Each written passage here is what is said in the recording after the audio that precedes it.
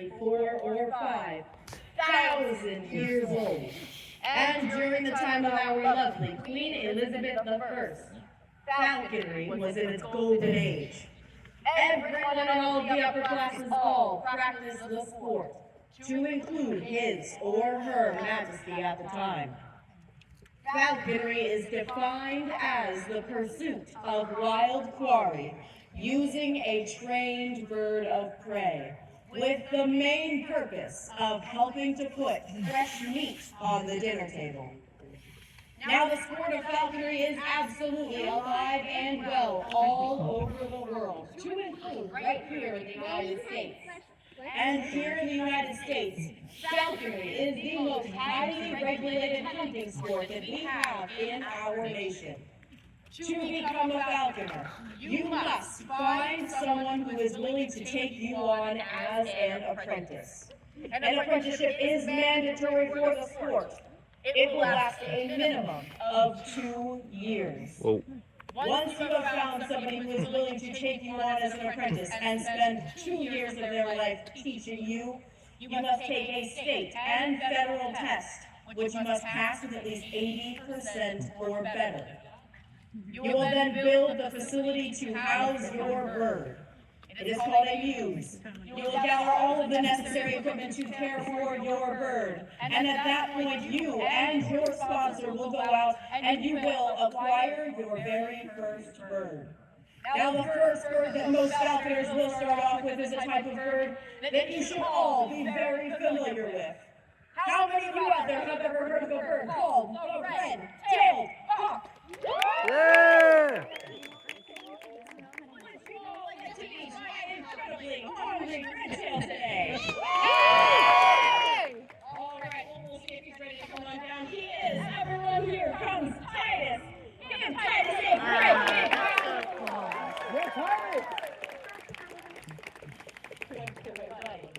Now, you, of course, would all recognize this bird right here as a red-tailed hawk. However, that is not the proper term for this bird. The proper term for this bird is, in fact, the red-tailed buzzard. And I'm sure we're all looking at this very beautiful, fully feathered bird, wondering why on earth I would refer to him as a buzzard, right? Yeah. The term buzzard is, in fact, the proper term for most of what we would refer to as a hawk here in North America. They're very different from the vultures, which is usually what we refer to as a buzzard. Hi. No, only me. Got it. He's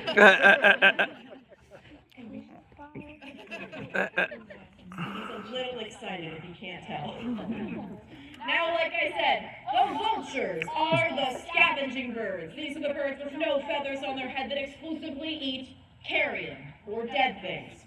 Whereas the buzzards, like Titus, are perfectly capable hunting birds. These are the birds of prey who primarily go after drowned quarry, which would include things such as mice, rats, rabbits, squirrels, reptiles, and occasionally amphibians. They are built with great, big, broad wings and relatively short tails. They are designed to soar high in the air and then to crash on the ground for their prey with tremendous momentum. The true hawks, in contrast, are built vastly differently than the buzzards. The true hawks are built with very short, rounded wings and long, narrow tails. They are designed for short bursts of speed and maneuverability, because their favorite prey item is usually small songbirds. So they need to be prepared to turn on a dime to chase those little tiny birds in and out of tree branches and shrubs and hopefully capture their prize at the end of their hunt. Keeping that in mind, if any of you out there happen to have a bird feeder in your yard at home, on behalf of all of North America's true hawks, thank you. Good. Everyone give Titus a big round of applause.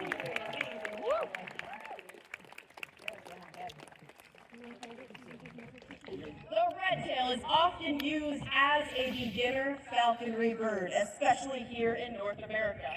And there are a few reasons why. One of the biggest reasons is that the redtail is one of the most common birds of prey that we have here on the North American continent. What that means for the sport of falconry is that anywhere that you might go with a bird like Titus, you will have something available for you and your bird to hunt. The usual things that you would capture with a bird like Titus would include rabbits and squirrels. However, if you have a bird like this that is properly trained and very well motivated, there is not much that is not on the menu. My apprentice, who is helping me behind the scenes during this show today, successfully caught a pheasant with her first bird just a few seasons ago. A round of applause for her.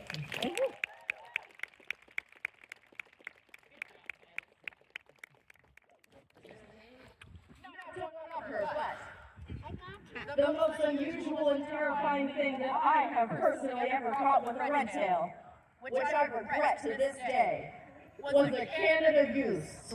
Oh, wow. That was not pleasant for any party involved. And that hunting bird of mine learned a very valuable lesson of what we just don't do. Not that he cared. Are you ready, Titus? Good boy. Give him a round of applause.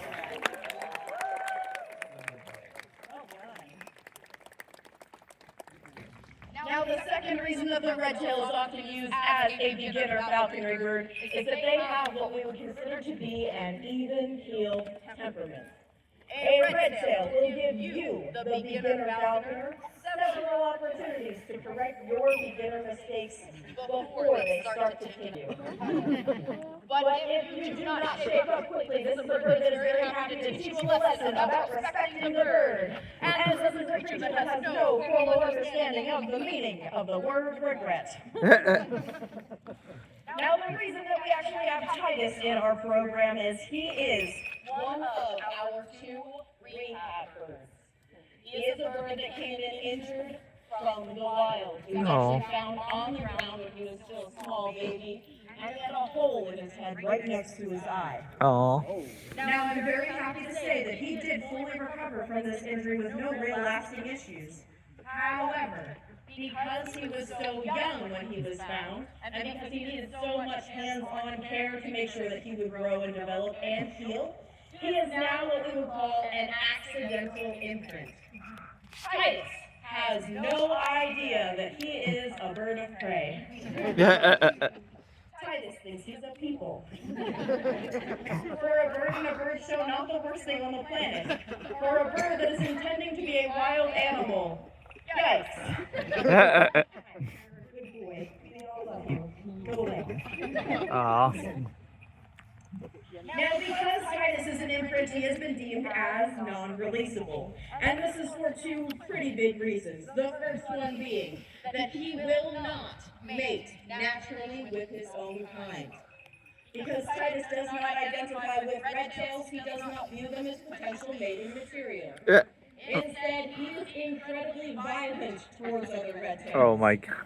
If he sees a bird that is a redtail, looks a little bit like a redtail, or even could have been a redtail in a past life, he wants to fight it.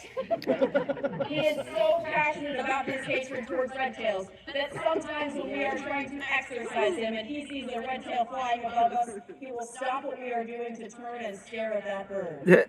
Eventually, he will start to scream at it until it goes away. His record so far for screaming at a wild redtail is approximately 20 minutes. Oh, my God. It worked. Good boy, Titus. Well done. Give him another round of applause.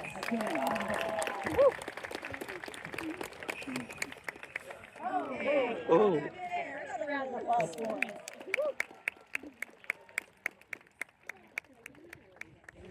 Now, what this also means for Titus, I appreciate the enthusiasm. What this also... You want a snack? Okay. I know. I was in the wrong hand. My bad.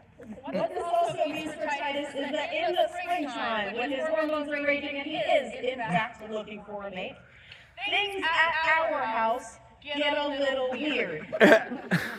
For him, not me. Now, because Titus has been raised around people and he spent most of his time throughout his life being fed by humans, this means that if we were to release him out into the wild and he were to get hungry enough, it's very possible that he just might fly right up to someone and go, "Hello, how's it going? Do you have a mouse? My dear, do you have a mouse in your dress? You would get one for him. All right then. There are some enthusiastic folks out there. Now, when you do not have that mouse ready and waiting for him right this second, Titus here is going to get a little agitated with you.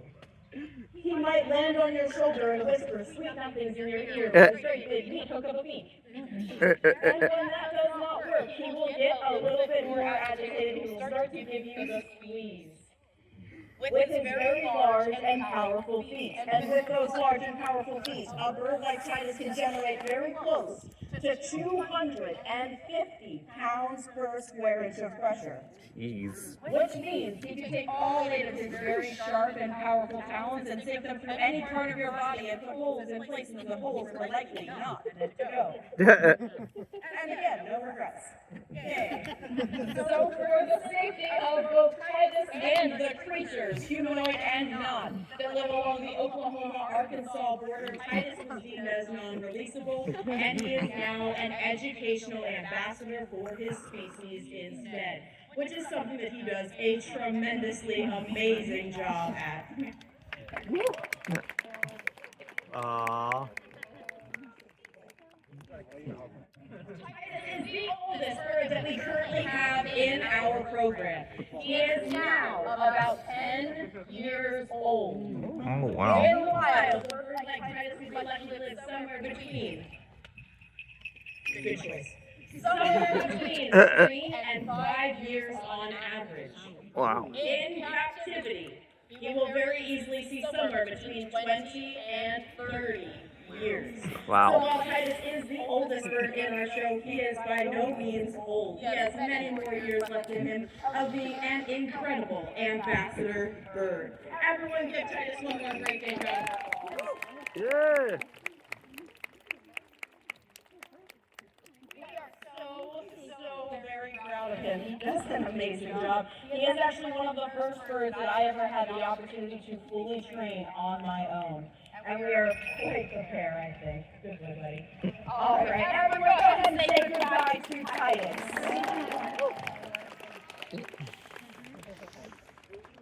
Titus is incredibly passionate about his work. And Titus actually has a rule. His rule is that he must be the first bird that we fly in our first show every single day, or he will throw such a temper tantrum that he is literally unmanageable. We're good for the rest of the day now. Now the next bird that we're going to bring out to introduce to all of you is a type of bird that is, of course, synonymous with the sport of falconry. Can anybody possibly guess what kind of bird we're going to bring out next? Falcon. A falcon, that's right. Now, when I say falcon, there is likely one very specific type of falcon that will come to everyone's mind. You have all heard of a bird called the Peregrine falcon, right? Right. Yeah. There we go. I sure hope so. The peregrine falcon is perhaps one of the most famous birds of prey on the planet. And they are famous for 2 very important reasons. The first reason being that they almost became what?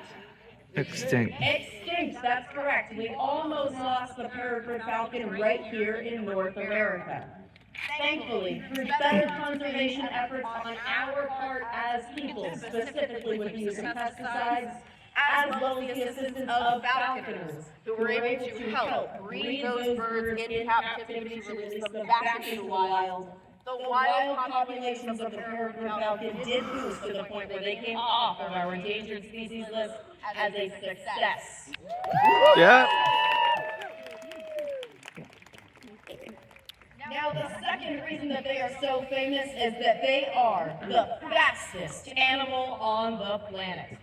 The peregrine falcon can achieve speeds well over 200 miles per hour.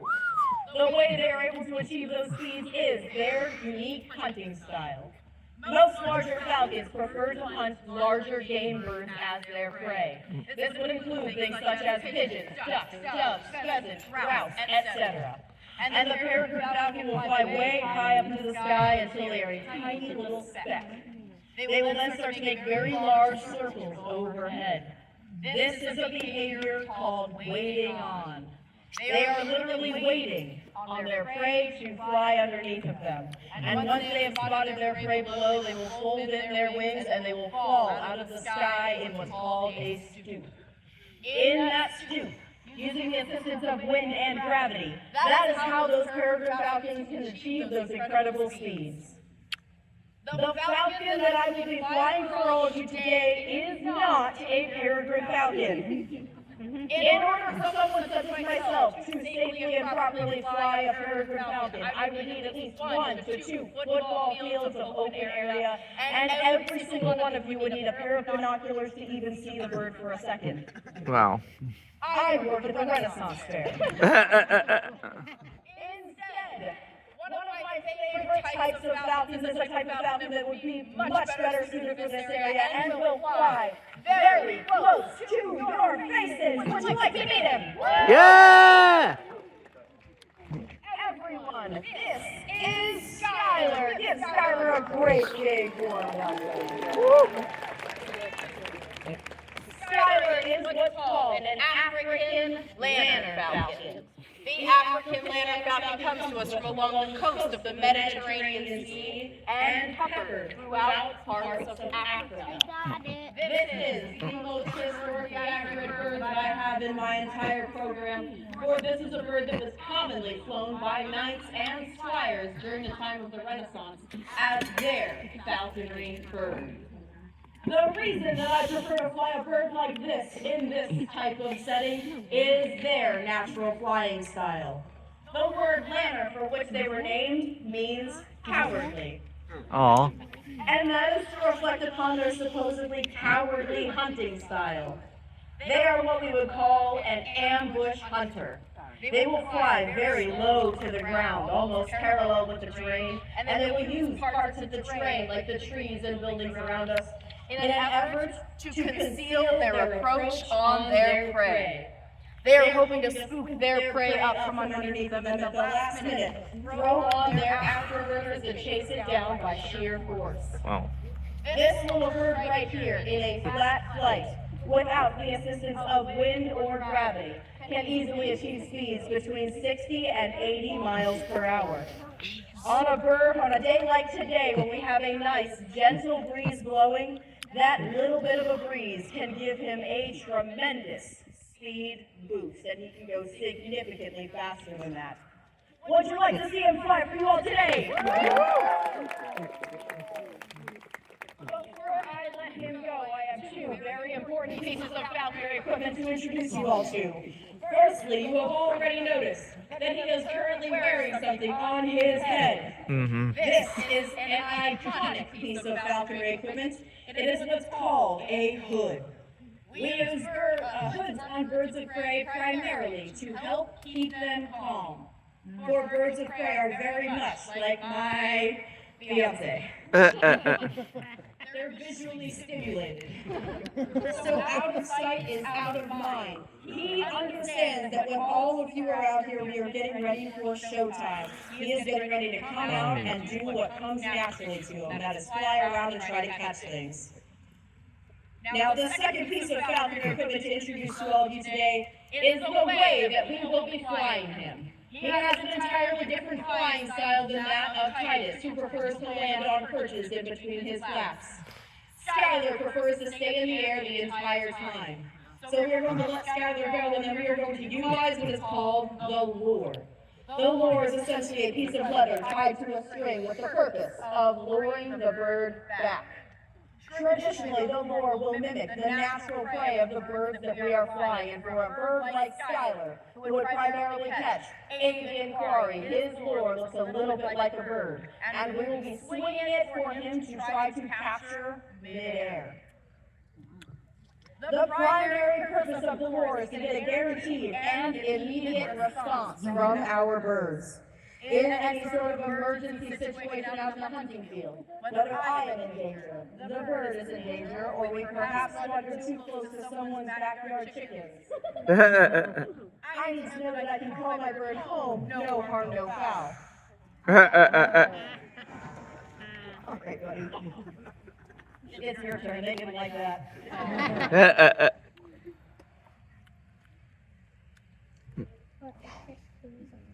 Oh, that was cute. Let's go. And you get it now. There we go. There he goes. Give him a round of applause. Now, while he is out here, you can actually see him use parts of the terrain around us in an effort to try to sneak attack me. And there are times that it works way too well. Good boy. Another round of applause. Wow. And as of yesterday, you can also watch him attempt to catch bugs midair. Which apparently he is incredibly good at. Skylar, hup, hup. Thank you. Whoa.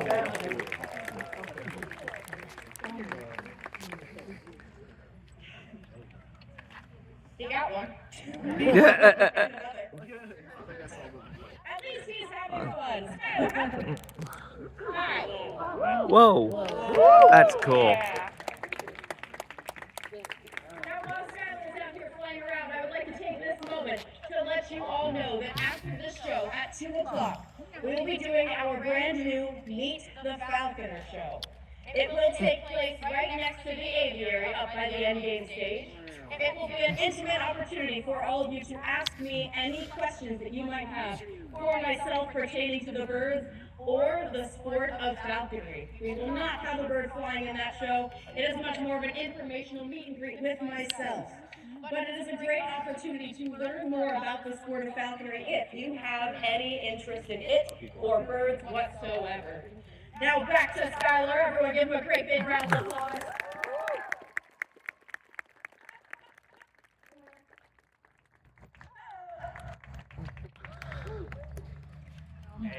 Yep.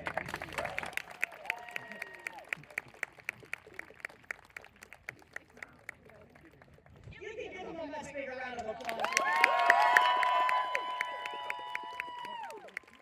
After all, he did just successfully hunt for all of you. Now you will all notice that now that he has his lure, he has actually got his wings outstretched over top of it. This is a behavior that is called mantling. He is trying to hide his prize from anyone who might be dumb enough to try to reach in there and steal it from him. In order to get him to willingly let go of this lure, I have food to offer him as a bribe. But he has to let go of the lure first. Anyway, you can have more. More was the answer.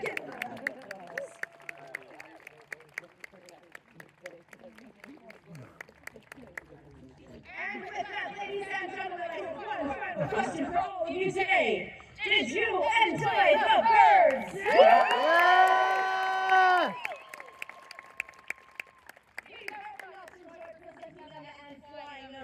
All of you. If you liked our show and you learned something about these beautiful creatures that we share our planet with, we ask that you come forth. Meet Skylar or Titus, who will be straight at the back of the audience, up close. Take a photo to remember this moment, and if you are feeling so generous, perhaps drop $1 or $2 in the baskets that we will have right with us, knowing that everything that goes in these baskets goes directly towards supporting us and helping us to care for these beautiful creatures all year long. Now go forth and enjoy the rest of your festival day. We are Renn.